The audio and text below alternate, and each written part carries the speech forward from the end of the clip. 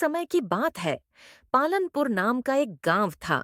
गांव में सभी हंसी खुशी से रहते थे और अपनी रोजमर्रा की जिंदगी में व्यस्त थे और हंसी खुशी से जीवन व्यतीत करते थे। गांव से दूर एक विशाल जंगल था जिसमें हाथी, शेर, लक्कड़बग्घा, जंगली भैंसे, सूअर, चीता सभी जानवर रहते थे। मांसाहारी जीवों को भी खाने की कोई कमी नहीं थी। साथ ही घास और हरे चारे की भी कोई कमी नहीं थी। आसपास के लोग जंगल में अपनी मवेशियों को चराने के लिए जाते थे।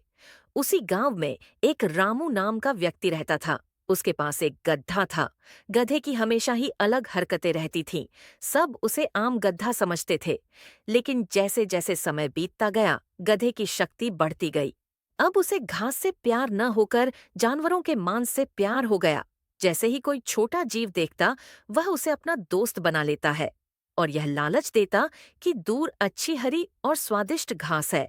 ऐसे उसे सबसे अलग ले जाता था और जैसे ही रात होती, वह अपने असली रूप में आ जाता और उसे खा जाता।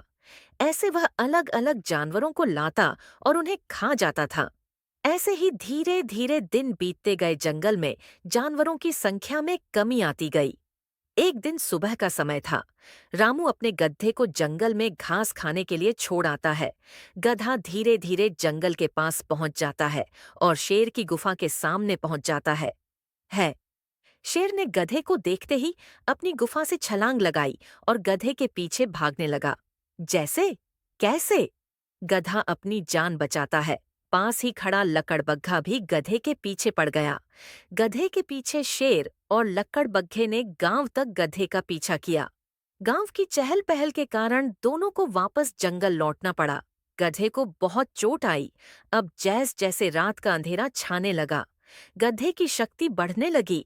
अब गधा बदला लेने के लिए जंगल की ओर चल दिया। शेर अपनी गुफा में सो रहा था। जैसे ही शेर ने कुछ आवाज सुनी, वह तुरंत खड़ा हो गया। शेर की आंखों के सामने एक विशाल भेड़िया, जो वो गधा ही था जिसके ऊपर कल दिन में शेर और लकड़बग्घे ने हमला किया था। अब जैसे ही शेर ने भेड़िए के ऊपर हमला किया तो शेर और भेड़िए में जोरदार लड़ाई हुई। जैसे ही शेर के ऊपर भूत भेड़िया भारी पड़ने लगा और भेड़िए ने शेर को खाने की सोची तो शेर वहां से भाग गया। इसके बाद भेड़िया लकड़बग्घे पास गया और उसे मार दिया और खा गया। अगली सुबह लकड़बग्घे का थोड़ा सा बचा शरीर देखा तो शेर समझ गया और सबको रात की घटना के बारे में बताया। सब मिलकर अब टप्पू तांत्रिक के पास गए और शेर ने सारी बात बता दी। इसके बाद टप्पू तांत्रिक आया और सभी शेर की गुफा के आस इकट्ठे हुए थे। सबको पता था कि गधा जरूर आएगा। गधा भेड़िया रूप में आया और सबको एक साथ देख और कहने लगा, अरे वह आज तो खाने के मजे हो गए हैं। इसके बाद जैस भेड़िए गधे ने सबके ऊपर हमला करने का प्रयास किया तो टप्पू तांत्रिक आगे आया और गधे को एक जगह रोक दिया और उसके बाद गधे को अपने शक्तियों से बहुत छोटा कर दिया और अपने साथ ले गया। इस तरह जंगल भेड़िए गधे से मुक्त हुआ। अब गधे का मालिक रामू गधे को ढूंढने के लिए जंगल आता है।